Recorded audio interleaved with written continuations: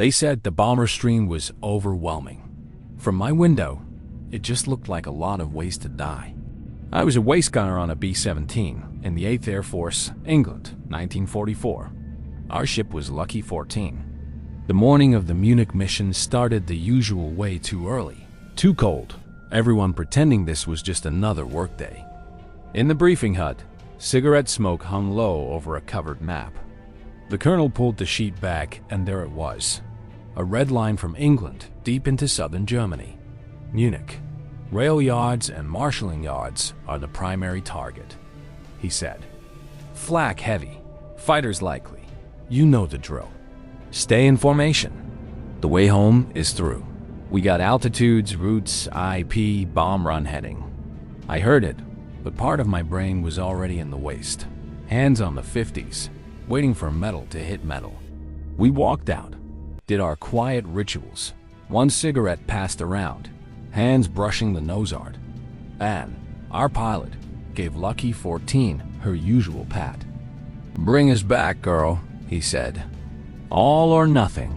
Inside, I took my position at the waist 2 open windows, 50s on each side.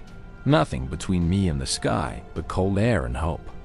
We lifted off behind a line of other forts, engines roaring, the ship dragging itself into gray English cloud. The bomber stream formed uprows above, below, ahead, behind. From my spot, we were just one cell in a huge, slow-moving animal. The channel slid under us. Over France, contrails thickened. I watched other B-17s drift in and out of the haze, close enough to see tiny faces at other waist windows looking back. Hours of engine noise and cold. At altitude, the cold wasn't a feeling. It was a fact through gloves, through boots, through every seam. Frost on the guns, breath hanging in your mask. We hit Germany. Radios crackled with course corrections. The radio man told us, "Intel says fighter cover's thin today." Nobody bought thin. About 20 minutes from the IP, the first flak belt found us. Black puffs in the distance, then closer. Each burst a flat crack and a shove when they got too near. Flak, 11 o'clock low, the tail gunner called. Looks heavy over the target. Hold formation, An said. They've got to guess the height. They were guessing close enough. One burst went off near our right side. The ship jolted. Insulation rained down. A fragment punched through near my position, letting a little blade of daylight in. You hit? Ann asked. I patted myself down. Negative. Just more ventilation. Munich came into view. Rail yards, factories, streets wrapped in smoke and gunfire. We turned onto the bomb run. From that point, straight and level. No dodging. Just waiting. Bomb bay doors open, the bombardier said. I felt the drag. Flak thickened into something like a wall. One B-17 above us took a direct hit in the wing. It folded, burning, pieces breaking off as it fell. A few small black dots jumped out chutes, maybe. Eyes front, the engineer snapped. We'll count ghosts later. Call fighters if you see him. Then the tail gunner's voice. Fighters, 6 o'clock high, multiple 109s and 190s. I swung my gun, scanning the haze. Dark specks rolled through the flak bursts, diving in toward the formation, using the smoke for cover. 3 190s, 1 o'clock high, rolling in. Top turret called. They passed like angry wasps' crosses under the wings, guns flashing. Tracer lines crisscrossed the sky, ours red, theirs white. One fighter took hits and spiraled away, trailing smoke. Another dove under us and disappeared. I fired bursts whenever a fighter flashed across my side window, leading just enough to throw a net of tracers in front of him. Maybe I hit them. Maybe I just made them flinch. Sometimes that was enough. The bombardier's voice cut in between the chaos. On the run. Steady, steady. We flew through flak like it was weather. Bombs away! The ship bucked as the bomb load dropped. Suddenly, we felt lighter, climbing a hair even before Ann pulled off target. Doors closed, the bombardier said. Let's go home. We started the turnout, still under flak, but now free to move more. Fighters made one more serious run, but this time our P-51 escorts were with us, diving through the enemy formations and peeling them off. A 190 crossed my side low and fast.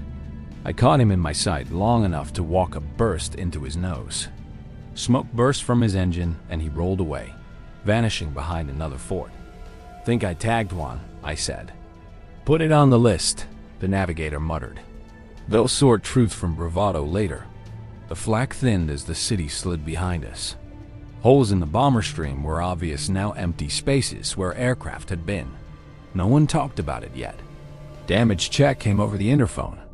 "Number 3 engine rough, but holding," the engineer reported. "Hydraulic leaks minor. Tails missing half a window. Few holes in the skin. No critical hits." "Crew?" Ann asked. "Still here." "Okay. Nothing important missing." Came back one by one.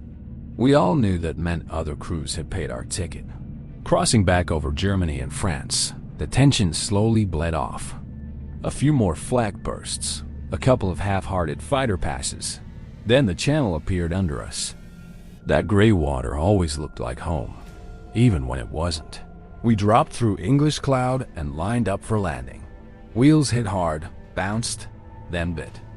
Engines wound down, and suddenly, the loudest sound was the ticking of cooling metal. Climbing out, I ran my hand along the fuselage and felt a fresh flak hole. The metal around it was sharp, scorched. "Hell of a day," the crew chief said, circling the aircraft. "But she brought you back." The brief was the usual, where the flak was thickest, where the fighters came from, where the bombs hit. We talked through it like it was just data. Later, sitting on a crate with my helmet off, hands still buzzing, I watched another crew walk by with one man missing. The space where he should have been was the part no one mentioned. Carter, the other waist gunner, lit a cigarette. "You ever get used to watching forts fall?" he asked. "You get used to seeing it," I said, not feeling it. People talk about the air war in numbers, sorties, tonnage, percentages. For me, it's the view from the waist window. Frozen air in your lungs, flak bursts reaching for you, a bomber above you turning into falling pieces, and your own ship somehow holding together one more time. They called it strategic bombing. From where I stood on the run to Munich, it was just stepping into a thin metal tube. Betting that today, the math favored you instead of the empty space that would be left in the formation if it didn't.